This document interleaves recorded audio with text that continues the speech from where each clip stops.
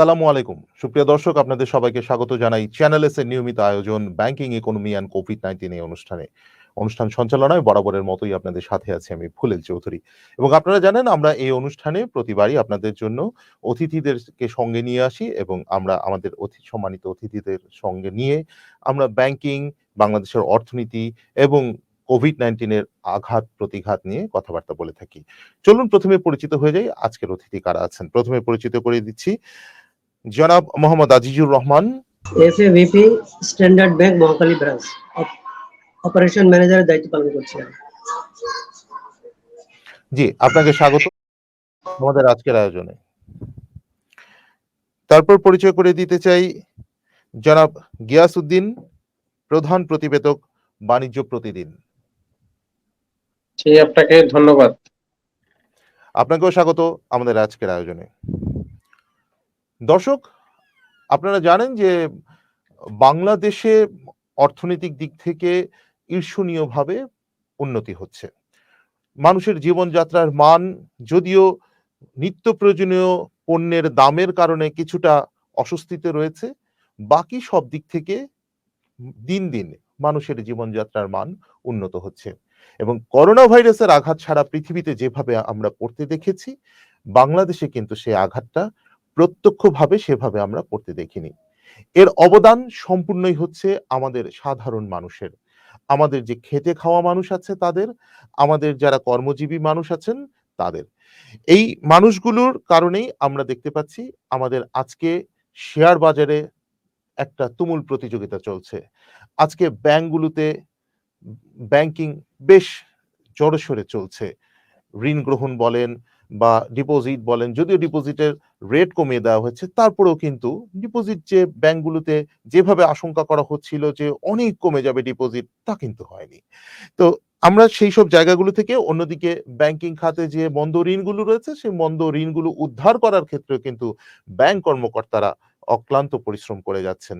আমরা এই জায়গাগুলো থেকে আজকে কথা বলবো, ব্যাংকিং বিষয়ে কথা বলবো এবং যেহেতু জনাব গিয়াসউদ্দিন আমাদের সাথে আছেন, তিনি শেয়ার মার্কেট নিয়ে কথাবার্তা বলতে পছন্দ করেন, ওনার সাথে আমরা সে বিষয়ে কথা বলবো।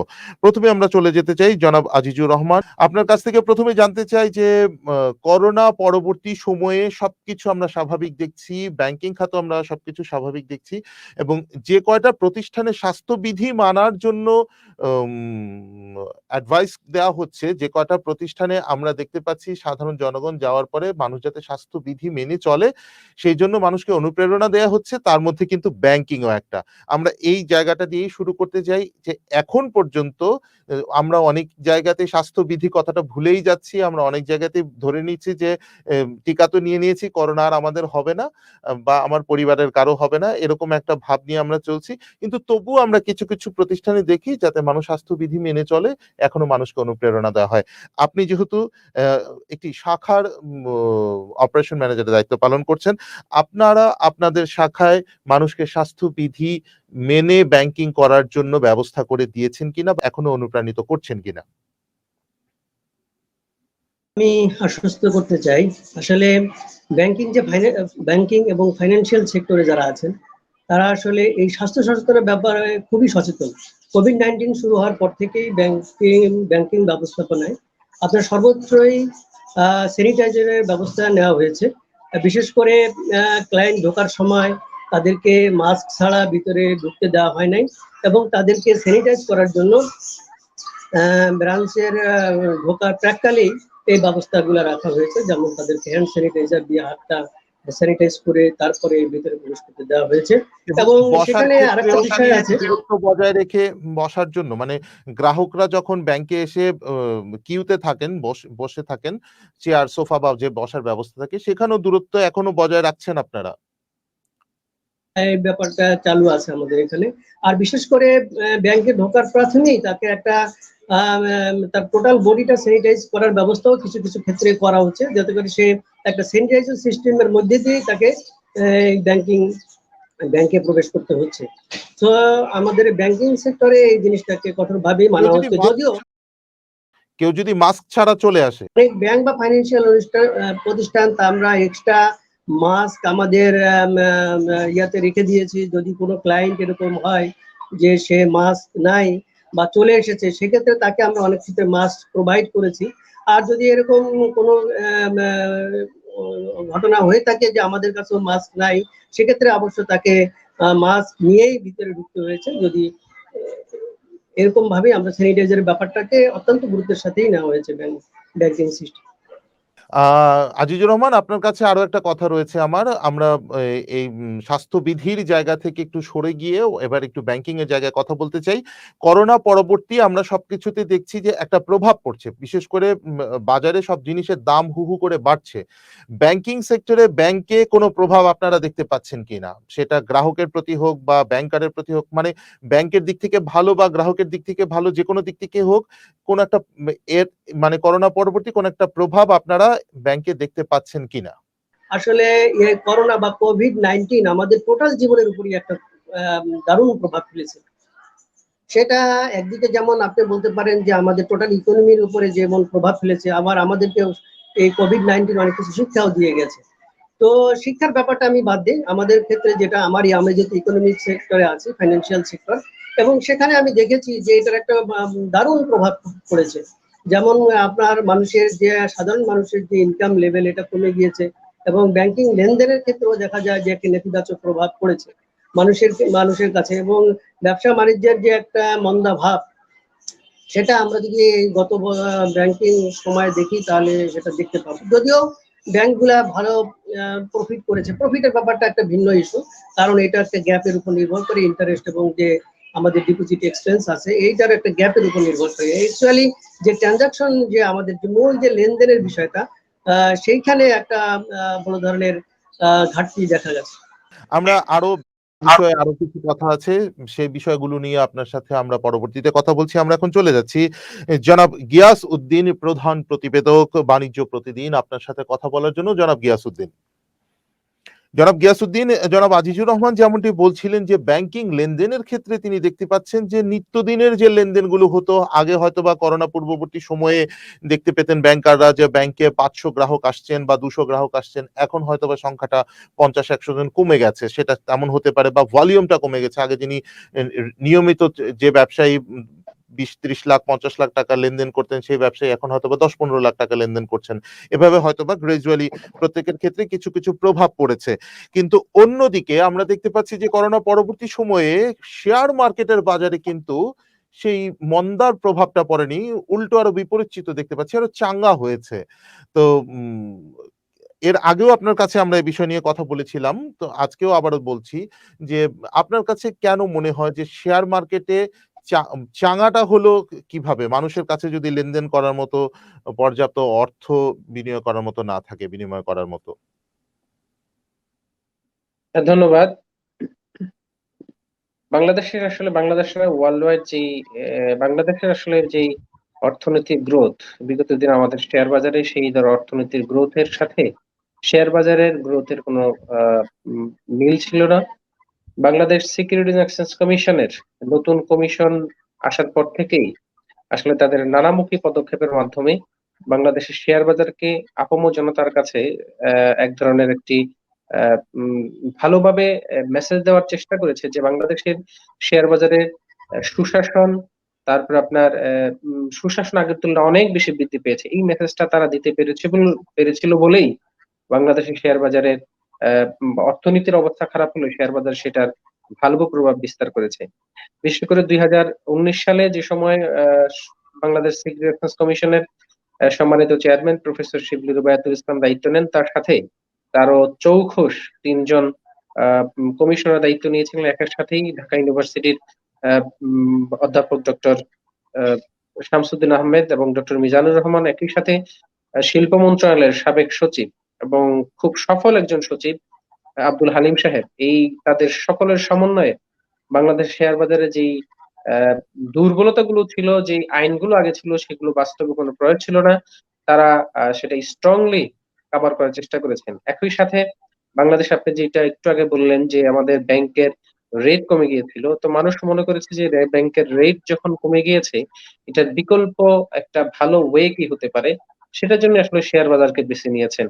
এবং শেয়ার বাজারের মানে কিন্তু প্রাতিষ্ঠানিক বিনিয়োগ সহ। ব্যাংকে যারা বিনিয়োগ করে থাকেন, আমি আপনার সাথে একটু যোগ করি জনাব গিয়াসউদ্দিন। ব্যাংকে যারা বিনিয়োগ করে রাখেন, তারা কিন্তু একটা মানে নিশ্চিন্ত জায়গায় বিনিয়োগ করেন যারা করার চিন্তা যারা করেন, তারাই কিন্তু ব্যাংকে বিনিয়োগ করেন। কারণ হচ্ছে যে ব্যাংকে ডিপোজিট রেখে দিলাম, এ ব্যাপারে আমি নিশ্চিন্ত যে আমার টাকা কমবে তো নাই, বরঞ্চ যে হারে বাড়বে, ব্যাংক যেভাবে আমার সাথে চুক্তি করেছে, যেভাবে বলেছে যে রেট আমাকে দিবে, সেই রেট কিন্তু আমি পাবো। অন্যদিকে শেয়ার মার্কেটের ক্ষেত্রে তো সম্পূর্ণ অনিশ্চিত। আজকে রয়েছে একটি রেট, আগামীকালকে সেটা অনেক কমে যেতে পারে। তো সেই জায়গাটা থেকে আমার কাছে মনে হয় যে হ্যাঁ, আপনার কাছেও ঠিক আছে, আপনার কথাও ঠিক আছে। কিন্তু ব্যাংকের মতো করেই নিশ্চিন্তে রাখতে গেলে হয়তোবা সঞ্চয়পত্র বা অন্য কিছুতে মানুষ বেশি ঝোঁকার কথা। না, আমি আপনার সাথে একমত যে ব্যাংকে যেটা আছে সেটা নির্ধারিত এবং সেটা তার ঝুঁকিটা খুব কম। কিন্তু বাস্তবতা হলো যে আমাদের দেশের অর্থনীতির যেই মন্দা অবস্থা চলছিল ব্যাংকিং মানে টোটাল কোভিড এর কারণেই, সেক্ষেত্রে পরবর্তীতে আমাদের ব্যাংকিং ইন্টারেস্ট রেট অনেক কমানো হয়েছে। ইন্টারেস্ট রেট কমানোর পরে আমাদের ধরেন মূল্যস্ফীতি এবং ইন্টারেস্ট এই রেট ২ টা যদি আমরা সমন্বয় করি সেটা কিন্তু অনেক বেশি ব্যবধান না। শেয়ার বাজারে যদি সেই রিস্কটাও থাকে এখানে কিন্তু গেইন করার সম্ভাবনা অনেক বেশি। স্বাভাবিক এই কারণেই আসলে মানুষ যে ব্যাংকে যেসব দেখছে মুদ্রাস্ফীতি এবং ব্যাংকের রেট ২ টা পাশাপাশি হয়ে গেছে সেটা ঝুঁকি নিয়ে হলেও মানুষ শেয়ার বাজারের দিকে ইনভেস্টমেন্ট করেছে। এবং আমাদের এই শেয়ার বাজারে ইনভেস্টমেন্ট করার কারণে কি ইতিমধ্যে অনেকেই লাভবান হয়েছেন। আর শেয়ার বাজারে সবাই যে লাভবান হবে এটা নট নেসেসারি। মানে এই ঘটনাটা সত্য না আসলে। সবাই তো লাভবান হয় না।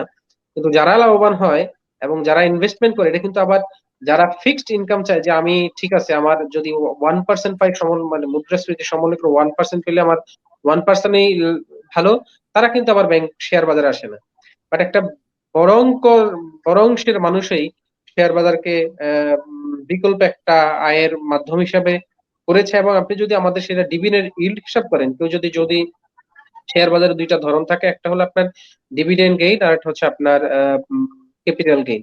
আমরা শুধুমাত্র যদি ডিভিডেন্ড গেইন এর কথা হিসাব করি, সেক্ষেত্রে দেখেন আমাদের একটা ব্যাংকের শেয়ারের দাম ৳১১, ৳১২ বা ৳১৫। ব্যাংক কিন্তু ডিভিডেন্ড দিচ্ছে 20% এর উপরে। একই প্রতিষ্ঠানে কিন্তু সে ডিপোজিট রেখে সেখানে ইন্টারেস্ট পাচ্ছে হলো ৩ থেকে ৪%। তো এখন এই ২ টা যদি আপনি হিসাব করেন শুধুমাত্র ব্যাংকে যদি টাকা না রেখে শেয়ার বাজারে শেয়ার কিনে রেখে ফালিয়ে রাখে, সেক্ষেত্রেও কিন্তু তার ডিভিডেন্ড yield অনেক বেশি। এই কারণগুলো এবং হচ্ছে এসএসসি নতুন দায়িত্বে নেওয়ার পরে তারা নানামুখী সংস্কার করেছেন এবং কিছু আইন এমনভাবে প্রয়োগ করার চেষ্টা করেছেন যেক্ষেত্রে বিনিয়োগকারীদের স্বার্থ সংশ্লিষ্ট বিনিয়োগকারীদের স্বার্থ রক্ষা হয়। সেই কারণে কিন্তু মানুষ আসলে ব্যাংক থেকে এই পুঁজিবাজারের দিকে ধাবিত হয়েছে। জি, ধন্যবাদ। পুঁজিবাজার নিয়ে আরো অনেক কথা আছে। আপনার সাথে আমরা সংযুক্ত হব। আমরা জনাব আজিজুর রহমানের সাথে আবারও সংযুক্ত হতে চাই। জনাব আজিজুর রহমান, আপনি আমাদের কথা শুনছিলেন ইতোমধ্যে। জনাব গিয়াসউদ্দিন উনার বক্তব্যের শেষের দিকে একটি কথা বলেছেন। বলেছেন যে, আ আমরা কথা বলছিলাম যে মানুষ ব্যাংকের রেট কমে যাওয়ার পরে, ডিপোজিট রেট কমে যাওয়ার পরে অনেকেই টাকা রাখছেন, শেয়ার মার্কেটে টাকা নিয়ে যাচ্ছেন। সে ডিপোজিটের টাকা তুলে নিয়ে গিয়ে। এবং তিনি একটি কথা বললেন যে দেখুন, একটি ব্যাংকে যখন ডিপোজিট রেটে টাকা রাখেন তিনি হয়তোবা 4-5% 3% এভাবে করে ডিপোজিটের রেট পেয়ে থাকেন ইয়ারলি। অন্যদিকে যদি এই টাকা উনি ব্যাংকে ডিপোজিট না রেখে এই টাকা উনি ব্যাংকের শেয়ার কিনে থাকেন ১১, ১২, ১৫ টাকা দিয়ে, সেক্ষেত্রে দেখা যাচ্ছে যে ব্যাংক ওই শেয়ারের উপরে 20% ডিভিডেন্ড দিচ্ছে। তাহলে ব্যাংকের ডিপোজিট কেন রাখবে? শেয়ার মার্কেটেই তো টাকাটা উনি ব্যাংকের শেয়ার কেনার ক্ষেত্রে বিনিয়োগ করবে। এই কথাটাকে আপনি কতটুকু যৌক্তিকভাবে দেখছেন?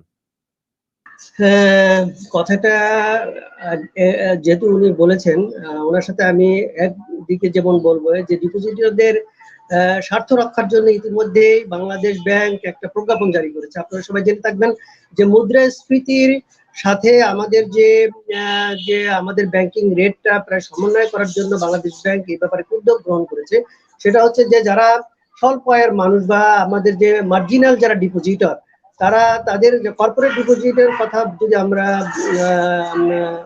বাদ দিই, তাহলে আমরা যদি যারা সাধারণ ডিপোজিটর আছে আমাদের, যারা হচ্ছে অরিজিনালি যারা ব্যাংকের মূল স্রোতের যারা আমাদের যে ডিপোজিটর যারা মালিক, আমরা বলবো যে যেহেতু তারা ডিপোজিটর তারাই হচ্ছে ব্যাংকের একটা type of owner, they are the owner অনেকটা। তো সেই ক্ষেত্রে সেই ডিপোজিটরদের স্বার্থ রক্ষার জন্য বাংলাদেশ ব্যাংক ইতিমধ্যেই একটা গুরুত্বপূর্ণ সিদ্ধান্ত নিয়েছেন যে তাদেরকে 5 মিনিমাম একটা রেট, যে এই রেটের নিচে তাদেরকে দেওয়া যাবে না, এবং সব ব্যাংক কিন্তু ইতিমধ্যে সেটা ইমপ্লিমেন্টেশনও করে ফেলেছে। সেক্ষেত্রে এখন কিন্তু আগের যে একটা পরিস্থিতি তৈরি হয়েছিল, বাংলাদেশ ব্যাংক সেটাকে অ্যাডজাস্ট করার জন্য ইতিমধ্যে এই ব্যবস্থা গ্রহণ করাতে ডিপোজিটরদের স্বার্থ যেমন সুরক্ষিত হয়েছে, তেমনি ব্যাংকমুখী জনগণ, সাধারণ জনগণ অলরেডি ব্যাংকমুখী হয়েছে এবং তারা কিন্তু ব্যাংকের উপর আস্থা রেখেছে, যার কারণে কোনো ব্যাংকের ডিপোজিট কিন্তু এখন ওই মাত্রায় কমে যায়নি যেটা যাচ্ছিল। বাংলাদেশ ব্যাংক এটাকে অ্যাড্রেস করতে পেরে ইতিমধ্যেই কিন্তু এই ব্যাপারটা সমাধানে চলে এসেছে এবং আমাদের টোটাল ব্যাংকিং সেক্টরে এখন কিন্তু ডিপোজিটের তেমন কোনো সমস্যা নেই আমি মনে করি। জি, আমরা বলছিলাম জনাব আজিজুর রহমান, আপনি যদি একটু আবারও খেয়াল করেন, আমরা বলছিলাম যে ব্যাংক ডিপোজিটরকে দিচ্ছে 5% রেট, আর অন্যদিকে ব্যাংকের যারা শেয়ার কিনছে শেয়ার মার্কেটে ওদেরকে দিচ্ছে 20% ডিভিডেন্ড। তাহলে শেয়ার মার্কেটে ব্যাংকের শেয়ার কেনাই তো ভালো যদি আমি এখানে ডিপোজিট না রেখে। এটা হচ্ছে একটা স্পেকুলেশন মার্কেট, হ্যাঁ, এটা হচ্ছে একটা ফটকা বাজারি অনেকটা। যদিও আমরা শেয়ার বাজারটা দীর্ঘমেয়াদী বিনিয়োগের ক্ষেত্রে শেয়ার বাজারটা সবচেয়ে ভালো দীর্ঘমেয়াদী বিনিয়োগের ক্ষেত্রে। ব্যাংকিং সেক্টরটা আসলে তো দীর্ঘমেয়াদীর জন্য না, এটা হচ্ছে স্বল্পমেয়াদী বিনিয়োগের জন্য, এবং যারা আপনার দীর্ঘমেয়াদের চাইতে পছন্দ করবেন তারা নিশ্চয়ই আপনার ক্যাপিটাল মার্কেটে যাবেন, এটা হচ্ছে ক্যাপিটাল মার্কেট এবং সেখানে তারা যাবেন। কিন্তু স্বল্পমেয়াদী বিনিয়োগের ক্ষেত্রে ব্যাংক হচ্ছে আপনার অনন্য। আপনাকে ব্যাংকের আপনার মানুষ আস্থা রাখে ব্যাংকের জায়গাতে। এবং আপনি যেটা বলছিলেন যে ডিভিডেন্ডের ব্যাপার, ডিভিডেন্ড তো আপনার স্পেকুলেশন মার্কেট, যেমন এখানে শেয়ার বাজার, শেয়ারের দাম যেমন হঠাৎ করে বেড়ে যায়, এখন আবার হঠাৎ করে কমছে, হ্যাঁ, তো যার কারণে অনেক সময় জনগণ অনেক ওটার উপর আস্থা রাখতে পারে না। তো আপনি ডিভিডেন্ডের ব্যাপারটা, তো আমাদের ব্যাংক এখন ব্যাংকিং সেক্টরে অনেক আমাদের ডিভিডেন্ড দিচ্ছে। ডিভিডেন্ড তো আমাদের ব্যাংকও বিভিন্ন যে ব্যাংকিং অর্গানাইজেশন কিংবা ফাইন্যান্সিয়াল ইনস্টিটিউশন যারা আছেন তারাও ভালো ডিভিডেন্ড দিচ্ছে, কিন্তু মূল বিষয়টা ওখানে না। মূল বিষয়টা হচ্ছে আমরা হচ্ছে আপনার ক্যাপিটাল মার্কেট, আর এটা হচ্ছে শর্ট টার্ম আমাদের যেটা ডিপোজিট রাখি, যেটা যার ম্যাচুরিটি পিরিয়ড উইদিন 1 ইয়ারের মধ্যে থাকে, এসব ডিপোজিট আপনার যে অ্যাডজাস্টমেন্ট সেটা তো অলরেডি করা হয়েছে, বাংলাদেশ ব্যাংক যেটা করে ফেলেছে। আমরা আপনার কাছ উত্তরটা পেয়েছি। আমরা আপনার কাছে আবারও আসবো। জনাব আজিজুর রহমান, একটু গিয়াসউদ্দিনকে সংযুক্ত করতে চাই। জনাব গিয়াসউদ্দিন, জনাব আজিজুর রহমান যেমনটি বলছিলেন যে এখন আবারও রেট কমছে। মার্কেটে মাঝখানে রেট বাড়ছিল, শেয়ার মার্কেটে দর বাড়ছিল শেয়ারের, এখন আবারও কমছে। আবারও কমাতে মানুষ আস্থা রাখতে পারছে না। এই যে উনার এই বক্তব্যটা, আমরা এই জায়গাটাকে যদি কোট করি তাহলে আপনি কিভাবে দেখছেন? এটা কিন্তু শুধু যে জনাব আজিজুর রহমানের একার কথা তা কিন্তু নয়। এটা কিন্তু দেশবাসীর কথা। কারণ এর আগে আমরা দেখেছি যে আমরা হোঁচট খেয়েছি শেয়ার বাজারে গিয়ে অনেক টাকা বিনিয়োগ করে। মানে অনেক টাকা নিয়ে গিয়েছে, একেবারে শূন্য থালা হাতে ফিরে আসতে হয়েছে। এখন যে কমছে সেই কমাটাকে আপনি কতটুকু ঝুঁকিপূর্ণ দেখছেন, বা এই জায়গাটা যদি একটু বিশ্লেষণ করেন? সেটা হলো যে ওয়ার্ল্ড ওয়াইড যে শেয়ার মার্কেটের যে চরিত্র, এই মার্কেটে উঠবে নামবে, এটা হলো শেয়ার মার্কেটের স্বাভাবিক একটা চরিত্র। এখন এই 2019 সালে কমিশন দায়িত্ব নেওয়ার পরে প্রায় 3,3400 পয়েন্টের মতো একটা গ্যাপ হয়েছে বাজারে। যে সময় বাজারে লেনদেন চলতো 200 থেকে 250 কোটি টাকা, সেই বাজারে এক সময় 40 কোটি টাকা পর্যন্ত ট্রানজাকশন হয়েছে, সেখানে আজকে 2000 কোটি টাকা খরচ করেছে। ওয়ার্ল্ড ওয়াইড আমরা ভারতের শেয়ার বাজার দিকে তাকাই, 2010 সালে যে সময় সূচক ছিল 24,000, সেই সূচক কিন্তু একসময় নেমে 9,000 চলে এসেছিল। এখন সেটা সর্বশেষ বৃহস্পতিবার যদি আপনি তাকান, সেখানে প্রায় 61,000 এর মতো সূচক। আমাদের শেয়ার বাজার কিন্তু ওই গ্রোথের দিক থেকে তাদের সূচক অনেক বাড়লেও আমাদের সূচক যদি সাম্প্রতিক সময়ে যে সূচকটা কমেছে সেটা কিন্তু আবার রিভাইভ করা। আপনি গত 7 দিনে আমাদের সূচক কমেছে হলো 347 পয়েন্ট। গতকাল একদিন কিন্তু সেটা আবার প্রায় 51 পয়েন্টের মতো গ্যাপ করেছে। এটা হলো শেয়ার বাজার একটা ধর্ম। বাজার উঠবে নামবে, এটা ধর্ম। আর ভাই যেটা বললেন সেটাই হলো 100% কথা, যে শেয়ার বাজার ইনভেস্ট করাটা হচ্ছে লং টার্ম। শেয়ার বাজারে কিন্তু আমি ডিপোজিট আপনি শর্ট টার্মে রাখেন, বা ব্যাংকে ডিপোজিট গুলো শর্ট টার্মে রাখে। শেয়ার বাজার কিন্তু শর্ট টার্মের বাজার না। এখন আপনি সেটা যদি 1 সপ্তাহ বা 10 দিন বা 15 দিনের বাজার দিয়ে সেটাকে বিচার করেন তাহলে সেক্ষেত্রে কিন্তু আপনি সেটার ভালো ফল পাবেন না। আপনি যদি ৭ দিন রেখে কিন্তু কোনো প্রতিষ্ঠান থেকে ডিভিডেন্ড পাবেন না। প্রতিষ্ঠানে আপনার শেয়ার রাখতে হলে আসলে যদি আমি যেই জিনিসটা বোঝাতে চেয়েছি যে লভ্যাংশের যে বিষয়টা সে কিন্তু আপনার প্রতি বছরে বা ইন্টেরিয়ম ৬ মাস বা ৩ মাস পর কোম্পানিগুলো ডিভিডেন্ড ঘোষণা করে তাদের পারফরম্যান্স বা তাদের সার্বিক ব্যবসার চিত্র দেখে। তো আপনি যদি সেই পর্যন্ত অপেক্ষা করেন তাহলে না আপনি ব্যাংকের ডিপোজিটের যে রেট ওই রেটের সাথে আপনি ডিভিডেন্ডের রেটটা হিসাব করতে পারেন। আমি আগেরবারও কিন্তু বলেছিলাম যে শেয়ার বাজারে ২ টা ধরন। একটা হলো আপনার ক্যাপিটাল গেইন আর একটা হলো ডিভিডেন্ড গেইন। এখন ক্যাপিটাল গেইন যদি আপনি শর্ট টার্মে ক্যাপিটাল গেইন করতে চান, যদি আপনি রিস্ক বেশি নেন সেক্ষেত্রে কিন্তু আপনার পুঁজি হারানোরও রিস্ক অনেক বেশি থাকে। আর যদি আপনি ভালো কোম্পানিতে ইনভেস্টমেন্ট করে লং টার্মে আপনি মনে করেন যে আমি শুধুমাত্র ডিভিডেন্ড গেইনই করব, ডিভিডেন্ড গেইন দিয়ে আমি ব্যাংকের ডিপোজিট রেটের চেয়ে বা অন্যান্য যে ইনভেস্টমেন্ট আছে তার চেয়ে ভালো রেট পাবো, সেটা কিন্তু সম্ভব। এখন আপনি এই ১ সপ্তাহ বা ১০ দিনের ট্রানজেকশন ১০ দিনের বাজার চিত্র দেখে কিন্তু ওভারঅল বাজারকে মূল্যায়ন করা যাবে না। কিন্তু একটা বিষয় আপনি যদি খেয়াল করেন দেখবেন যে আমাদের দেশে জনপ্রিয়তাই হচ্ছে শেয়ার মার্কেটে সেই জায়গাটায় শর্ট টার্ম গেইন। মানে আপনি যেটাকে ক্যাপিটাল গেইন বলছিলেন, সেই ঝুঁকিটা কি করি আমরা সাধারণত নিজেরা যতটুকু বুঝি না বুঝি মনে করি যে আমার চেয়ে হয়তোবা যিনি বেশি দিন মার্কেটে আছেন তিনি হয়তোবা বেশি ভালো জানেন, বোঝেন। উনার সাথে পরামর্শ করে আশেপাশের কয়েকজনের কাছ থেকে পরামর্শ করে আমরা ঝুঁকি নিয়ে একটা শেয়ার কিনে থাকি, যখন দেখা যাচ্ছে কি শেয়ারের দামটা বাড়ছে। উদ্দেশ্য কি? উদ্দেশ্য হচ্ছে যে ২ সপ্তাহ বা ১ মাস পরে এটার দাম অনেক বেড়ে যাবে। আমি তখন এখান থেকে একটা বিরাট গেইন করে নিয়ে ফিরবো। কিন্তু সেই সম্ভাবনা কিন্তু খুবই কম দেখা যায়। এই জায়গাটাতে আসলে কিভাবে মানুষকে সচেতন করা যায় বা এই প্রকৃত চিত্রটা মানুষের কাছে কিভাবে তুলে ধরা যায় বলে আপনি মনে করেন? আচ্ছা, এইটাই হলো আমাদের প্রধান সমস্যা। কারণ হচ্ছে কি ধরেন আমরা ব্যাংকে যে সময় ডিপোজিট করি সে সময় বছর শেষে আমরা সেটা পাই ৪% বা ৫% আমাদের। আর ক্যাপিটাল মার্কেটে আমাদের মতো যারা অতিথি পাখি মানে কিছু অতিথি পাখি আছে যারা সকালবেলা বিনিয়োগ করবে, ম্যাচিউর ডেটে আমি সেটা বলি যে মতিঝিল থেকে কিনবে কারণ বাজারে গিয়ে বিক্রি করবে। শেয়ার বাজার কিন্তু মতিঝিল থেকে কিনে কারণ বাজারে গিয়ে বিক্রি করে এটা কিন্তু শেয়ার বাজার না। শেয়ার বাজার হলো যে আপনি একটা কোম্পানিকে খুব সুন্দর করে এনালাইসিস করে সেই কোম্পানির আদ্যপন্ত দেখে কোম্পানির ম্যানেজমেন্ট দেখে যে আপনি ইনভেস্টমেন্ট করেন। ওয়ারেন বাফেটের কথা যে আপনি এমন এক কোম্পানিতে ইনভেস্টমেন্ট করবেন, ইনভেস্টমেন্ট করে আপনি ঘুমিয়ে থাকবেন। ঘুম থেকে উঠে যাতে মানে ঘুম থেকে মানে লং টার্ম আপনি বিভিন্ন কাজকাম করবেন, আপনি যাতে আপনার পুঁজি না হারিয়ে যায় এবং সেটা যেন কয়েক গুণ বিক্রি হয়ে যায়। আমি বলেছিলাম যে বাংলাদেশে ধরেন স্কয়ার তারপরে আপনার স্কয়ার ফার্মাসিউটিক্যালস এর যে ডিভিডেন্ডের হার, এসিআই এর যে ডিভিডেন্ডের হার, আমাদের ব্যাংকগুলোর যে ডিভিডেন্ডের রেট, আপনি যদি শুধুমাত্র ডিভিডেন্ডের জন্য থাকেন, এখন আমরা সেটা না করে কি করি? আপনি যেই কথাটা বললেন যে বড় ভাই কি কিনেছে আমি সেটা কিনবো।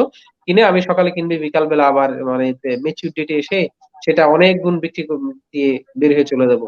এটা করতে গিয়ে কিন্তু বড় ভাই যে সময় কিনার সময় আপনাকে বলে, বেচার সময় কিন্তু সে আপনাকে বলে না। তা আমি বড় ভাইয়ের কথায় সেটা আমি কেন কিনতে যাবো আর কেনই আমি ধরা খাবো? আমি আমার মতো করে চিন্তা করে জায়গা মানে এখন আপনি একজন ইনভেস্টরকে জানার অনেকগুলো উইং বাংলাদেশে আছে। সেটা ধরেন বাংলাদেশ সিকিউরিটি এক্সচেঞ্জ কমিশনের নিজস্ব একটি ট্রেনিং সেন্টার আছে। সেখানে তারা ট্রেনিং করান। ২ স্টক এক্সচেঞ্জের ২ টি ট্রেনিং ইনস্টিটিউট আছে। তারা সেখানে ট্রেনিং করায়। বাংলাদেশ যেকোনো মানুষ কি ইনস্টিটিউট অফ ট্রেনিং গ্রহণ ক্যাপিটাল করার মার্কেট সেই যেই সিকিউরিটি এক্সচেঞ্জ কমিশনের যে ট্রেনিং সেন্টার আছে সেখানে কি যে কেউ ট্রেনিং নেয়ার জন্য আবেদন করতে পারে বা ব্যবস্থা যে আছে কেউ সেখানে? করতে পারে। যে কেউ করতে পারে। মজার বিষয় হলো এখানে কিন্তু ১ম এ তারা ১ম এ কেন এখানে কিন্তু অনেকগুলো ট্রেনিং করায় উইথআউট এনি কস্ট এ। সেটা ইনস্টিটিউট ক্যাপিটাল মার্কেট যেটা অর্থ মন্ত্রণালয়ের আন্ডারে একটা প্রতিষ্ঠান এবং বাংলাদেশ সিকিউরিটি এক্সচেঞ্জ কমিশন একটি প্রতিষ্ঠান করেছেন, Bangladesh academy for securities market. ২ stock এক্সচেঞ্জের ২ টি প্রতিষ্ঠান আছে এবং এসএসসি ও নিজে সেটা উইকলি কিছু ট্রেনিং করায় এবং সেটা পত্রিকায় বিজ্ঞাপন দিয়ে সেই ইনভেস্টরদের ট্রেনিং করান উইথআউট এনি কস্ট এ। এখন এই যে এতগুলো জানার জায়গা থাকার পরেও যদি আপনি সেটা না জানেন, সেই দোষ তো ধরেন এক্সচেঞ্জও নিবে না, সেই দোষ কমিশনও নিবে না। আপনি শেয়ার বাজার কিন্তু আসলে সবার জন্য না। আমরা চিন্তা করি কি যে মুদির দোকানদারি করে সেও শেয়ার বাজারে ব্যবসা করবে। আবার যে এই কাঁচামালের ব্যবসা করে সেও শেয়ার বাজারে ব্যবসা করে। যে মানে এই ব্যাংকিং করে সেও শেয়ার বাজারে ব্যবসা করবে। সবার জন্যই মার্কেট না ভাই। এই জিনিসটা আমাকে সবাইকে বুঝতে হবে যে মার্কেটটা হলো যারা এই মার্কেট সম্পর্কে আমাকে যদি এখন আজকে আমি সাংবাদিকতা করি, আমাকে যদি নিয়ে ব্যাংকের কোন একটা ব্রাঞ্চের দায়িত্বে দেওয়া হয়, ব্রাঞ্চের কোন একটা জায়গায় ঢুকিয়ে দেওয়া হয়, আমি কিন্তু সেই ব্যাংক আমি পরিচালনা করতে পারব না। আমি সাংবাদিকতা করে আমাকে যদি এখন একটা টেইলারি কাজে গিয়ে বলে যে কাপড়টা কেটে দিলাম একটু সিলিয়ে দেন, আমি কিন্তু সিলাইতে পারবো না, বাট আমি ওইটার জন্য এক্সপার্ট না। আমাদেরকেও সেই জিনিসটা বুঝতে হবে। শেয়ার বাজারে ব্যবসা করতে হলে যারা জানে তাদের, আর সাধারণ মানুষ কি শেয়ার বাজারে ব্যবসা করবে না? করবে। ওয়ার্ল্ড ওয়াইড যে সিস্টেম কি, আমাদের দেশের যে মিউচুয়াল ফান্ড গুলো, ওয়ার্ল্ডেও মিউচুয়াল ফান্ড গুলো আপনি দেখবেন যে ইন্ডিয়াতে বিভিন্ন প্রতিষ্ঠানে মোড়ে মোড়ে বিজ্ঞাপন দিয়ে রাখে, টেলিভিশনে বিজ্ঞাপন দিয়ে যে আপনি মিউচুয়াল ফান্ড ইনভেস্টমেন্ট করেন। আমাদের এবারের মিউচুয়াল ফান্ড গুলো অনেকগুলো বেমেয়াদী মিউচুয়াল ফান্ড যে তারা অনেক ভালো ডিভিডেন্ড দিয়েছে, 30%, 40, 35, 40% পর্যন্ত ডিভিডেন্ড কিন্তু দিয়েছে। আমাদের দেশে ফান্ডের মনে দাম হয় 10 টাকা। মিউচুয়াল ফান্ডের গিয়াসউদ্দিন, আমাদের দেশে মনে হয় জনগণের কাছে মিউচুয়াল ফান্ড ইনভেস্ট করার জন্য অতটা জনপ্রিয় নয়, তাই কি? হ্যাঁ, আমরা আসলে এই মিউচুয়াল ফান্ড, কারণ হচ্ছে মিউচুয়াল আমাদের ফান্ডকে অনেক বেশি জনগণের কাছে ঝুঁকিপূর্ণ মনে করি আমরা। না, মিউচুয়াল ফান্ডে আসলে এই জায়গায় তো আমাদের ভুল, যে মিউচুয়াল ফান্ডে ধরেন আপনি ইনভেস্টমেন্ট করলে তো সেই ডিভিডেন্ডটা পাবেন হলো বছর শেষে, যে আপনি 12 টাকা বা 15 টাকা দিয়ে একটা ফান্ড কিনেছেন, সেটা বছর শেষে আপনাকে সেই ডিভিডেন্ড দিল 35%। কিন্তু আমরা হলো এমন অস্থির যে আমাদের এই বছর শেষে 35% হবে না, 3 দিন আমাদেরকে 3 × 30% বা 5 দিনে হলো সেটা 50% ক্যাপিটাল গেইন করতে হবে। এই যে 50% ক্যাপিটাল গেইন করতে যাই, তাহলে আমার তো সেই আসলে এই 50% ক্যাপিটাল গেইন করার মতো সেই ক্যাপাবিলিটি আমার নাই, তাহলে আমি কেন সেই রিস্কটা নিব? এখন এই যারা রিস্কটা নিচ্ছে, আমি বলছি যে যাদের এই পুঁজি হারাচ্ছে তাদের জন্যই হচ্ছে কি মিউচুয়াল ফান্ড, তাদের জন্য কিন্তু শেয়ার বাজার না। যে 10 টাকা বা সেকেন্ডারি মার্কেট না, 10 লাখ 20 লাখ বা 30 লাখ টাকার মার্কেট কিন্তু সেকেন্ডারি মার্কেট তাদের জন্য না। তারা হলো এই ইনভেস্টমেন্ট ব্যাংকারকে দিয়ে দিবে বা মিউচুয়াল ফান্ডে সেখানে ইনভেস্ট করবে। মিউচুয়াল ফান্ড কালেক্টিভলি সেই টাকাগুলো সংগ্রহ করে বাজারে ইনভেস্টমেন্ট করে সেখান থেকে ভালো একটা রিটার্ন আপনাকে বছর শেষে দিবে। এটাই হলো আসলে সাধারণ মানুষদের, এবং ওয়ার্ল্ড ওয়াইড কিন্তু সিস্টেম প্র্যাকটিসিটি। আমাদের দেশে সাধারণ বিনিয়োগকারীদের হার হলো প্রায় 80%, যেটা বাহিরে হলো, আর ইনস্টিটিউশন বা প্রাতিষ্ঠানিক বিনিয়োগকারী আমরা যাদেরকে বলি মিউচুয়াল ফান্ড, ব্যাংক, আর্থিক প্রতিষ্ঠান মিলে তাদের আছে মাত্র 20%। আমাদের দেশে কিন্তু আমি পার্শ্ববর্তী দেশ যদি ভারতের দিকে তাকান, সেটি কিন্তু আমাদের উল্টো চিত্র বিরাজ করছে। তারা কিন্তু এই ইনস্টিটিউশনাল বিনিয়োগকারী অনেক বেশি। আচ্ছা, ইনস্টিটিউশনে একটা বিনিয়োগ করার আগে সেখানে বিশাল একটা রিসার্চ টিম থাকে, সেখানে সিএফ চার্টার্ড ফিনান্সিয়াল অ্যানালিস্ট আছে, কস্ট অ্যাকাউন্টেন্টদেরকে রাখে, মানে চার্টার্ড অ্যাকাউন্টেন্ট রাখে, বিশাল একটা টিম, তাদের বিশাল অভিজ্ঞতা, সব মিলিয়ে তারা বাজারে ইনভেস্টমেন্ট করে। এখন আমার তো সেই মানে আর্থিক প্রতিবেদন অ্যানালাইসিস করার মতো সেই যোগ্যতা আমার নাই। অথচ আমি মার্কেটে ইনভেস্টমেন্ট করব এবং চেষ্টা করব যে আমি রোববারে কিনবো, সেটা সোমবার মঙ্গলবারে গিয়ে সেটা যাতে 3 গুণ লাভ করি। এইটা করতে গিয়ে পরবর্তীতে আমরা আমাদের সাধারণ বিনিয়োগকারীরা সেই ধরাটা খায়। এবং জি। 1996 সালে যে ঘটনা ঘটেছে, 2010 সালে কিন্তু একইভাবে একই ঘটনা ঘটেছে। এখন যদি আপনি বলেন, এখন যেইটা চলছে সেটা হলো আসলে বাজারের স্বাভাবিক একটা কারেকশন। আমি যেটা আপনাকে বলেছিলাম, দায়িত্ব নেওয়ার পরে, কমিশন দায়িত্ব নেওয়ার পরে প্রায় 3400 পয়েন্টের মতো একটা গ্যাপ হয়েছে। সেখানে যদি কারেকশন না হয়, যাতে কারেকশনটা হলো বাজারের প্রাণ। আমি যেটা সেটা ধরেন যদি যত বেশি কারেক্ট মানে বাড়বে কমবে, বাড়বে কমবে, এর মাধ্যমে আপনি বাজারটা কিন্তু শক্তিশালী হয়। যেটা বললাম, ভারতের শেয়ার বাজার এখন প্রায় 61,000-এর মতো সূচক, যেখানে আমাদের মাত্র 7,000। আমরা আপনার কাছ থেকে আরো একটু সাজেশন নেব। তবে সেটা প পরে যাচ্ছি। সেই সাজেশনে আমরা আজিজুর রহমানের কাছে আবারও একটু ফিরে যেতে চাই। জনাব আজিজুর রহমান, আমরা শেয়ার বাজার নিয়ে কথা বলছিলাম আর আপনার সাথে আমরা ব্যাংকিং নিয়ে কথা বলছি। আপনি একজন ব্যাংক কর্মকর্তা। আপনার কাছে আসতে চাই আবারও আমরা যে এই মুহূর্তে আমরা ব্যাংকের ডিপোজিট নিয়ে কথা বলছিলাম। আমরা এবার একটু ব্যাংকের লোন নিয়ে কথা বলতে চাই। ব্যাংক থেকে সহজে যাতে ঋণ নিতে পারে, বিশেষ করে আমাদের নিম্ন আয়ের যারা মানুষ আছে, যাদেরকে আমরা মেইনস্ট্রিম ইকোনমির বাইরে চিন্তা করি, সেই মানুষগুলাকে ব্যাংকিং এর সাথে কানেক্ট করার জন্য, সহজে ঋণ নেয়ার জন্য বর্তমানে ব্যাংকিং সিস্টেমের মধ্যে কি, কি ব্যবস্থা আছে বলে আপনি মনে করেন? মার্জিনাল পিপল যারা আছে তাদেরকে ব্যাংকিং ক্ষেত্রে ইনক্লুশনের জন্য সরকার ইতিমধ্যে বিভিন্ন ধরনের পদক্ষেপ গ্রহণ করেছে। যেমন আপনার একটা হচ্ছে মোবাইল ব্যাংকিং ইতিমধ্যে চালু হয়েছে। মোবাইল ব্যাংকিং এর মাধ্যমে আমরা সবার সাথে, এমনকি গ্রামের সাধারণ পিপুলও কিন্তু আপনার ফাইন্যান্সিয়াল সেক্টরের সাথে ইনক্লুশন হয়েছে। তথাপিও ব্যাংকিং সেক্টরের সাথে আমরা আমাদের সরকার মার্জিনাল পিপুলদেরকে লোন দেওয়ার জন্য বিভিন্ন ধরনের প্রোডাক্ট তৈরি করেছেন, এবং এই প্রোডাক্টগুলোর ভিতরে বিশেষ করে হচ্ছে এসএমই প্রোডাক্ট। এসএমইটা আপনার যে লোনটা গুলো রয়েছে, সেই লোনগুলি ইতিমধ্যে সরকার দেওয়ার জন্য সরকারি এবং বেসরকারি উভয় ব্যাংকগুলোকে ইতিমধ্যে নির্দেশনা প্রদান করেছে, এবং সেখানে প্রত্যেক ব্যাংকে অলরেডি বেঁধে দেওয়া হয়েছে যে আপনাদেরকে অবশ্যই এই এসএমই সেক্টরে বা মার্জিনাল পিপলদেরকে লোন দিতে হবে। এছাড়াও গভর্নমেন্টের আরো অনেকগুলি প্রোডাক্ট রয়েছে, যেমন এগ্রি লোন। এগ্রি লোনগুলি সাধারণত আমাদের দেশে যারা প্রান্তিক কৃষক আছেন, যারা কৃষি কাজের জন্য আপনার টাকা অর্থাভাবে কৃষি কাজ করতে পারছেন না, তাদের জন্য সরকার কিন্তু সহজ শর্তে লোন প্রদান করেছে এবং সেক্ষেত্রে সরকারের ভর্তুকিও রয়েছে। তো আপনি যেটা বলছিলেন যে সেই কিভাবে সহজ এটাকে শর্তটায় সহজকরণ করা যায়। একটু যদি আসি আপনার কাছে সেই সহজ শর্তটায়, যেটা সহজ শর্তের লোনের কথা বলছেন। একজন প্রান্তিক কৃষক তিনি জানেন না যে লোন নিতে গেলে কি শর্ত রয়েছে, তাকে কি করতে হবে। তিনি শুধু এতটুকু বুঝতেছেন যে উনার এই মুহূর্তে যদি কিছু টাকা হয় অন্তত ৫০-৬০ হাজার বা ১ লাখ বা তার কমও হতে পারে ২০-৩০ হাজার, যাই হোক না কেন, উনার যদি অল্প কিছু টাকা উনি ঋণ পান, তাহলে উনার এবছর ফসলটা ভালো ফলাতে পারবেন। ফসল ফলানোর জন্য যে খরচ আছে সেটা উনার কাছে এই মুহূর্তে নেই। তিনি সেটা ফসল ফলিয়ে তারপরে সেই ফসল বিক্রি করে সেই টাকা তিনি ব্যাংকে ফেরত দিতে পারেন। এখন তিনি যদি ব্যাংকে যান তখন তাকে কি কঠিন পরিস্থিতির সম্মুখীন হতে হয়। যদি সেই কঠিন পরিস্থিতিগুলাকে সহজ শর্ত আপনি যেটা বলছেন, সেই কঠিন পরিস্থিতিতে না গিয়ে তিনি কি আসলে কতটুকু সহজে সেখান থেকে একটি ঋণ নিয়ে ঋণ নিশ্চিত করে ব্যাংক থেকে আসতে পারেন?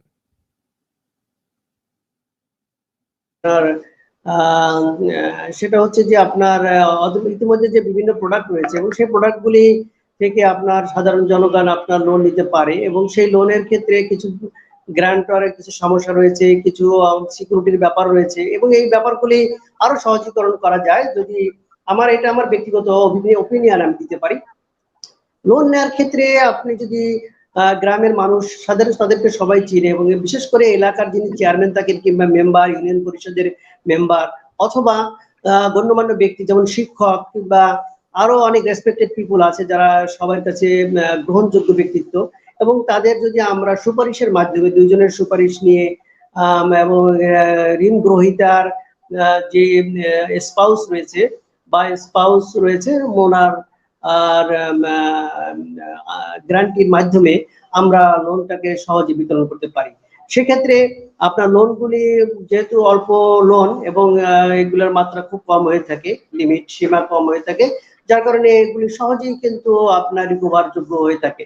আর রেসপেক্টেড মানুষদের কাছ থেকে যদি আমরা তাদের সুপারিশ নিই সেক্ষেত্রে তার একটা ধরাবাঁধা ব্যাপার থাকে যে ওনার কথা যদি আমি অমান্য করি সেক্ষেত্রে হয়তোবা তাকে লায়াবল করা হতে পারে। এই ব্যাপারগুলি একটা সাইকোলজিক্যাল প্রেসার ক্রিয়েট হয় যে গ্রহীতার উপরে এবং সেক্ষেত্রে লোনটা রিকভারির ক্ষেত্রে সহজসাধ্য হতে পারে বলে আমি মনে করি এবং এভাবেই আমরা কিন্তু সহজেই আমরা একটু সহজীকরণ করে এই মার্জিনাল পিপল গুলোকে আমাদের অর্থনীতির যে মূল ধারার সাথে ইনক্লুশন করতে পারি, মেইনস্ট্রিম ইকোনমির সাথে আমরা কানেক্টেড করতে পারি।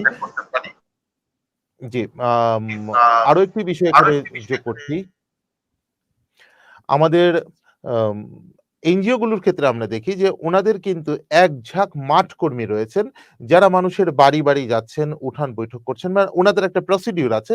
সেই প্রসিডিউরের মাধ্যমে ওনারা ঋণ বিতরণ করে থাকেন এবং ওনাদের ঋণের খেলাপির হারও কিন্তু খুবই কম। এনজিও গুলা কিন্তু ঋণ আবারও ফিরিয়ে নিয়ে আসার ক্ষেত্রে আপনি মানে রিকভারির ক্ষেত্রে কিন্তু তারা যথেষ্ট সফল।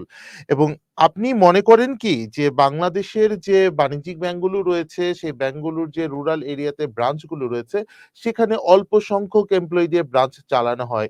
যে ব্রাঞ্চের পক্ষে সম্ভব না আসলে এই এগ্রি বা খুদে ঋণগুলো বিতরণ করার পর এই ঋণগুলোকে ঠিকঠাকভাবে মনিটরিং করা, বাড়ি, বাড়ি গিয়ে খোঁজ নেয়া, এটা একজন ব্যাংকারের পক্ষে সম্ভব নয়। কারণ উনাকে সেই অফিসে যে ব্রাঞ্চ রয়েছে সেখানে বসে অফিস করতে হয়, সেখানে বসে গ্রাহক সেবা দিতে হয়।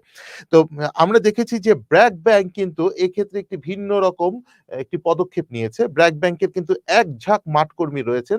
তারা কিন্তু এই ক্ষুদ্র ঋণগুলোকে মনিটরিং করেন, পর্যবেক্ষণ করেন এবং যারা ক্ষুদ্র ব্যবসায়ী রয়েছেন তাদেরকে ঋণ দেওয়ার ক্ষেত্রে, তাদের বিজনেস ইভালুয়েশন এর ক্ষেত্রেও কিন্তু ওনারা কাজ করে থাকেন। যার কারণে ব্র্যাক ব্যাংক খুব সহজেই ক্ষুদ্র ব্যবসায়ীদেরকেও ছোট এসএমই ঋণ দিয়ে থাকেন। অন্যান্য ব্যাংকগুলো যারা রয়েছে, বাংলাদেশে আরো যে বাণিজ্যিক ব্যাংকগুলো রয়েছেন, ওনাদের ক্ষেত্রেও আপনি মনে করেন কি যে এই ঋণ মনিটরিং করার ক্ষেত্রে, বিশেষ করে মাঠ পর্যায়ে ঋণ মনিটরিং করার ক্ষেত্রে একটা লোকবলের সংকট রয়েছে?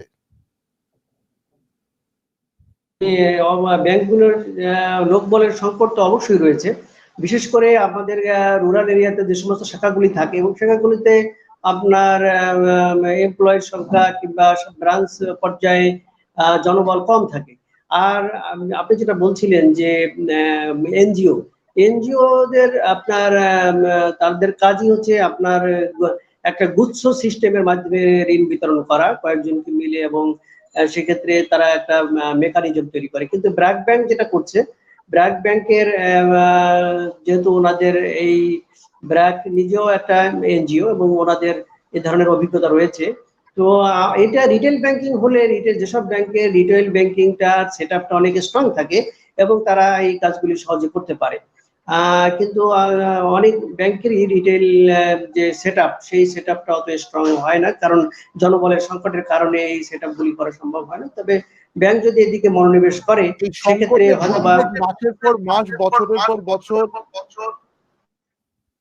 মাসের পর মাস, বছরের পর বছর এই সংকটে ভুগতে কি ব্যাংক চায় যে আমি আসলে কমার্শিয়াল ব্যাংকিংই করে যাব, বা বড় পার্টি যারা রয়েছে তাদের সাথেই ব্যাংকিং করে যাব, রিটেল ব্যাংকিং অত ফোকাস করব না, আমার বিজনেস তো ওখান থেকেই হচ্ছে। মানে ব্যবসায় দৃষ্টিকোণ থেকে ব্যাংকিংটাকে দেখলে আসলে এভাবে চিন্তা করা যায়। কিন্তু যদি ব্যাংক আসলে মূল যে উদ্দেশ্য নিয়ে কাজ করে থাকে, সমাজের সেবা করে থাকে, অর্থনীতির একটি মূল দণ্ডই হচ্ছে কিন্তু ব্যাংক অর্থনীতিকে টিকিয়ে রাখে। সেই গ্রামীণ জনগণ যেখানে মানুষ আছে সেখানে অর্থনীতি আছে।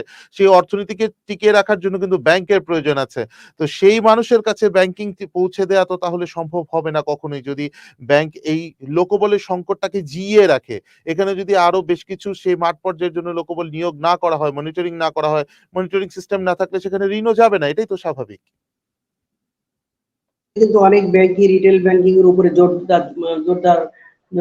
জোর পদক্ষেপ গ্রহণ করেছে, এবং বিভিন্ন ব্যাংকই কিন্তু এখন রিটেল প্রোডাক্ট রয়েছে, বিশেষ করে ব্র্যাক ব্যাংক, ইবিএল, আপনি ট্রাস্ট ব্যাংক এবং অনেক ব্যাংক, এবং আমাদের ব্যাংকও, আমি যে ব্যাংকে রয়েছি সে ব্যাংকেও কিন্তু রিটেল ব্যাংকিং এর দিকে যাচ্ছে, যদিও এখন এটা ফুল ফ্লেজ ওভাবে হয় নাই, কিন্তু ওখানে একটা মার্কেটিং সেটআপ আছে এবং সেটা অলরেডি কাজ শুরু করেছে, এবং তারা ইতিমধ্যেই আমরা হয়তো বা এই সেক্টরটার ভিতরে আমরাও ঢুকে যাব। অনেক ব্যাংকই এই সেক্টরের ভিতরে চলে আসছে, যে রিটেলটাকে ছোট ছোট ক্ষুদ্র ক্ষুদ্র লোনের মাধ্যমে বিনিয়োগ করলে সেক্ষেত্রে রিস্কটা ডাইভার্সিফাইড হয় এবং লোনটা রিকভারি ভালো হয়, এবং একটা বড় লোনের অর্থাৎ আপনার কনসেন্ট্রেশন রিস্কটা কমে যায়। যেহেতু আপনার কর্পোরেট ক্লায়েন্টদের উপর যদি আমাদের কনসেন্ট্রেশন রিস্কটা বেশি হয়ে যায়, একটা বড় ক্লায়েন্ট হঠাৎ করে কোনো কারণে খারাপ হয়ে গেলে অনেক ব্যাংকগুলো একটা ক্লায়েন্টের জন্য দেখা যায় একটা ব্যাংক ঝুঁকিতে পড়ে যায়। সেক্ষেত্রে এরকম ছোট ছোট আমাদের বাস্কেটটা যদি বড় হয়, এবং সেক্ষেত্রে যদি বাস্কেটটা বড় হয় এবং ছোট ছোট প্রোডাক্ট আমরা নিয়ে আসতে পারি, তাহলে আমাদের ব্যাংকের রিস্কটা যেমন কমে যায়, মিনিমাইজ হয়, তেমনি আমাদের রিকভারিটাও ভালো হতে পারে। সেক্ষেত্রে রিটেলের দিকে অবশ্যই জোর দিতে হবে, এবং ব্যাংকগুলোকে আপনার এই প্রান্তিক পর্যায়ের লোকদেরকে ফাইন্যান্সিয়াল ইনক্লুশন মেইন স্ট্রিমের সাথে ইনক্লুশন করতে হবে বলে আমি মনে করি আর কি। জি, জনাব গিয়াসউদ্দিন, আপনার কাছে আবারও ফিরে যেতে চাই। আপনার কাছ থেকে জানতে চাই এবারে যে আপনি যেমনটি খুব সুন্দর করে উপস্থাপন করেছেন, এর আগেও আমাদের অনুষ্ঠানে আপনি এসেছিলেন এবং আমাদের দর্শকদের উদ্দেশ্যে, সাধারণ মানুষের উদ্দেশ্যে শেয়ার মার্কেটকে সহজ করে কিছু কথা বলেছিলেন। আপনার কাছ থেকে একেবারে এখন এসে আমরা জানতে চাই যে এই মুহূর্তে আপনি যেটা বলছেন যে পতনটা হচ্ছে, এ নিয়ে ভয় পাওয়ার কিছু নেই। এটা হচ্ছে কারেকশন হচ্ছে, মার্কেট কারেকশন হচ্ছে। আগে আমরা যেভাবে দেখেছিলাম যে মার্কেট ফল করে অনেক নিচে চলে গিয়েছিল, তেমন ভয় পাওয়ার কোনো কিছু নেই। এতটুকু আমি বুঝতে পেরেছি আপনার কথায়। অন্যদিকে যারা এখন বিনিয়োগ করতে চান মার্কেটে আছেন, যারা কিছু টাকা বিনিয়োগ করছেন, সামনে আরো কিছু বিনিয়োগ করতে চান, তাদের জন্য আপনি যদি সহজ ভাষায় একটু বলে দিন, এবং যারা নতুন বিনিয়োগকারী, মার্কেটে নতুন আসতে চান, তাদের জন্য আপনি আপনার অভিজ্ঞতার আলোকে সহজ ভাষায় একটি দিক নির্দেশনা দিয়ে দিন। প্রথমে আসে হলো যারা এক্সিস্টিং বিনিয়োগকারী আছেন, নতুন করে বিনিয়োগ করতে চান, আমি তাদের উদ্দেশ্যে বলতে চাই যে যারা আছেন তারা কিন্তু জানেন যে বাজারের এই কারেকশন এটা স্বাভাবিক একটা নিয়ম, এবং এটা উঠবে নামবে, এখানেই কিন্তু শেয়ার বাজারের বিউটি। এবং ধৈর্য ধরে আমরা আমাদের ইনভেস্টমেন্ট গুলো যাতে নিরাপদ থাকে, যেই ফান্ড গুলোতে আমরা, যেই কোম্পানিগুলোতে বিনিয়োগ করলে বিনিয়োগ নিরাপদ থাকে, আপনারা সেই ব্যাংক মানে সেই প্রতিষ্ঠানগুলোতে বিনিয়োগ করবেন, সেই আশাবাদ আমি বুঝবে তাদের কি কাছে করে যে রাখছি কোন এবং তাকে কোম্পানিগুলোতে বিনিয়োগ করলে নিরাপদ থাকবে? এটা তো সবাই চায় যাতে আমার বিনিয়োগ নিরাপদ থাকে। আমরা কিন্তু আসলে কোন স্পেসিফিক, ক্রাইটেরিয়া দেখে বুঝতে পারবে? হ্যাঁ, স্পেসিফিক আমি কোনো কোম্পানির নাম না বলে যেটা বোঝা যাচ্ছে যে, যে কোম্পানির ডিভিডেন্ড রেশিও অনেক ভালো, যে কোম্পানির পি অনেক ভালো, যে কোম্পানিগুলোতে এখন ধর আমরা বাংলাদেশের শেয়ার বাজারে একটা নির্দিষ্ট প্রাইস আর্নিং রেশিও, যেটা আমরা পি রেশিও বলি, সেটাকে নির্ধারণ করে দিয়েছে 40 পয়েন্ট। যদি 40 পর্যন্ত ওঠে সেটা রিস্ক। যেটা অনেক অনেক প্রতিষ্ঠানের পি আছে এখন যেখানে 7, 8, 9, 10, এই 20 এর ভিতরে। এই কোম্পানিগুলো ওই যেগুলো বেড়ে গেছে তার তুলনায় অনেক বেশি নিরাপদ, এবং বিশেষ করে যে কোম্পানিগুলো ভালো ডিভিডেন্ড দেয়, যে আমি কোনো কারণে ক্যাপিটাল গেইন করতে নাই পারলাম, কোম্পানির শেয়ারের দাম কমে গেলো, যাতে ডিভিডেন্ড দিয়ে আমি আমার সেটাকে অ্যাডজাস্ট করতে পারি ডিভিডেন্ডের। আমাদের কোম্পানিগুলো, কিছু কোম্পানি আছে সেটা আমাদের ইনভেস্টররাও জানেন, বিনিয়োগকারীরা জানেন, সেই বিষয়গুলো দেখে, সেই কোম্পানিগুলো দেখে তারা সেখানে ইনভেস্টমেন্ট করবেন।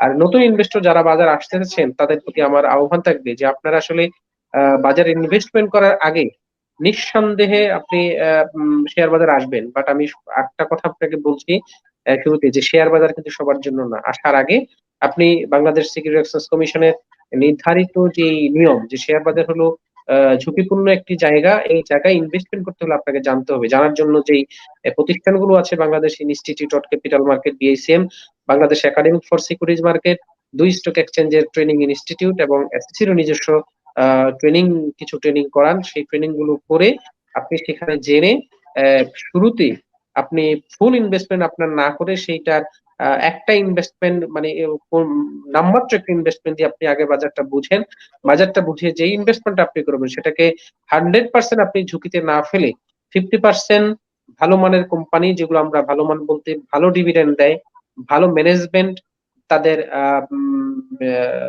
ব্যবসার ভিতরে ব্যবসার প্রসপেক্ট অনেক ভালো, এই সমস্ত কোম্পানিগুলোতে 50% বিনিয়োগ করে, আর 50% যদি আপনি পার্শ্ববর্তী কারো কাছে শুনে, আমি শুনবো যে বলবো চাই যে এটা আসলে 0%ও করা উচিত না। তারপরে যারা মানে বাজারে যায় তারা আসলে পাশের লোকজন কি কিনে সেটা দেখেই তারা কিনে।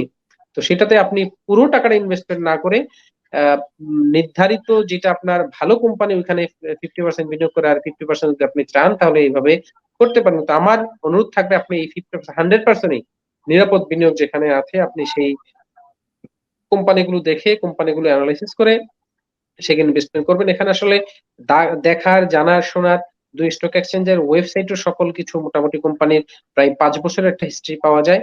আপনি বিস্তারিত যদি আরো বেশি জানতে চান সেটা স্টক এক্সচেঞ্জের সাথে সরাসরি আলাপ করে কোম্পানির একবারে তালিকাভুক্তি থেকে আজ পর্যন্ত যত ইনফরমেশন, সব ইনফরমেশন আপনি নিতে পারবেন, নিয়ে আপনি সেটা অ্যানালাইসিস করে বিনিয়োগ করতে পারেন। আবার এই বাংলাদেশে প্রায় আমার স্টক বাংলাদেশ এবং এরকম অনেকগুলো প্রতিষ্ঠান আছে যারা খুব রিসার্চ করে, তাদের সাথে সেগুলো অনলাইনেই পাওয়া যায়। আপনি দেখে, অনলাইনে কিছু টিউটোরিয়াল আছে, সেই জিনিসগুলো দেখে আপনি বাজারে বিনিয়োগ করবেন। আপনার বিনিয়োগ নিরাপদ থাকুক, আমি সেই প্রত্যাশা করি, সেই দোয়া করি। জি, আপনাকে অনেক ধন্যবাদ জনাব গিয়াসউদ্দিন আমাদের সাথে মূল্যবান কিছু কথা শেয়ার করার জন্য। জি, আমরা অনুষ্ঠানের একেবারে শেষের দিকে চলে এসেছি। একেবারে শেষ পর্যায়ে এসে আপনার কাছ থেকে একটু জানতে চাই যে বর্তমানে ব্যাংকগুলো মন্দ ঋণের সংখ্যা কিন্তু দিন, দিন বাড়ছে। সেই মন্দ ঋণকে ভালো ঋণে রূপান্তর করার জন্য, সেই মন্দ ঋণ আদায় করার জন্য ব্যাংক এট প্রেজেন্ট কতটা তোড়জোড় দিয়ে কাজ করে যাচ্ছে, বা সেই মন্দ ঋণ আদায় হওয়ার সম্ভাবনাই বা কতটুকু রয়েছে? একদম জাতীয় প্রশ্ন করেছেন। আসলে অর্থনীতির একটা বড় ব্যাপার হচ্ছে যে আপনার নন পারফর্মিং লোন, এনপিএল গুলি আসলে বেড়েই গেছে। এখন বর্তমানে 8.61% এনপিএল রয়েছে। টোটাল ওভারঅল আমাদের যে লোনের যে পোর্টফোলিও রয়েছে বাংলাদেশে, এই বাংলাদেশে টোটাল লোনের প্রায় 8.61% এনপিএল রয়েছে। এবং এটা আপনার অ্যাকচুয়াল ফিগার যদি আমরা বের করতে যাই প্রতিটা ব্যাংকের থেকে, তাতে দেখা যাবে যে এনপিএল এর পরিমাণ আরো অনেক বেড়ে যাবে। অর্থাৎ এনপিএল প্রায় 15 বা মোর দ্যান তার বেশিও হতে পারে। তো অ্যাকচুয়ালি এখন যেটা আছে 8.6, এটাও একটা ভয়াবহ চিত্র। এবং এখান থেকে ব্যাংকগুলোকে বেরিয়ে আসাটার জন্য ব্যাংকগুলোকে অবশ্যই অ্যাসেট ম্যানেজমেন্টের উপরে জোর দিতে হবে, এবং এই অ্যাসেটগুলোকে কিভাবে লিকুইডেশন করা যায়। এক্ষেত্রে বাংলাদেশ ব্যাংকের আমাদের সরকারের একটা বড় ধরনের আইন আছে, যেটা হচ্ছে অর্থ ঋণ আদালত আইন, এবং অর্থ আদালতের আইনের মাধ্যমে কিন্তু ব্যাংকারদেরকে বিশেষ সুবিধা প্রদান করা হয়েছে। এই সুবিধাটা যদি আমরা গ্রহণ করতে পারি, কোন অর্থ ঋণ আদালতের মাধ্যমে আমরা যদি ব্যাংক তার রিকভারির পর্যায়ে চলে যায়, এবং সেক্ষেত্রে যদি ব্যাংক সঠিকভাবে এই আইনগত ভাবে তার দাবিগুলো এস্টাবলিশ করতে পারে, তাহলে হয়তো বা রিকভারিকে আরো জোরদার করা যাবে। কিন্তু এক্ষেত্রে অনেক রকম ব্যারিয়ার রয়েছে, যেমন আইনটার প্রয়োগের ক্ষেত্রে দেখা যায় হাইকোর্ট বা বিভিন্ন রকমের রিট, বা এই রিটের কারণে এগুলি অনেক লিঙ্গারিং হয় বা লেনদি প্রসেস হয়ে যায়, যার কারণে আমাদের এই রিকভারিটা একটু স্লো হয়। তো সেক্ষেত্রে আমি মনে করি এই ব্যাপারে বাংলাদেশ ব্যাংক বা আমাদের সংশ্লিষ্ট আইন প্রণেতাদের আরো হয়তোবা আরো কোনো ভেবে দেখার ব্যাপার আছে যে কিভাবে আমরা এই অ্যাসেট গুলাকে আরো আমাদের পারফর্মিং অ্যাসেটে রূপান্তর করতে পারি।